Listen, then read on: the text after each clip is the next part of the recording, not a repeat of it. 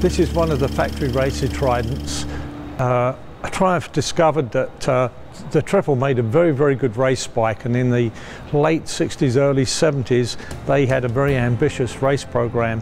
In fact, when they went to Daytona, they had over 6 or 7 guys racing factory bikes. Very successful, won Daytona, won the Isle of Man.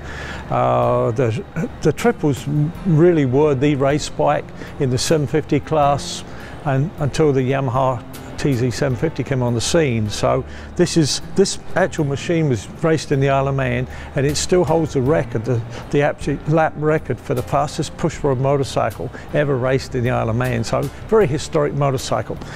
These are called Rob North Triples because the frame, there were special frames made by an Englishman, Rob North, who's still producing them, and it's a very good handling, fast, responsive motorcycle, and they're very popular in vintage racing today. They still, you can hear the howl of the Triple in vintage racing. Very, very popular. Dual discs, 3-into-1 exhaust with a megaphone. Obviously the frame's a racing frame, the large gas tank. The motor really has cams, high compression piston. Apart from that, it's not very much far from a stock motorcycle, mainly in the cylinder head work, but the engine itself is very durable. It would last, you know, it wasn't fragile. Handled extremely good. The frame is very, very good handling frame.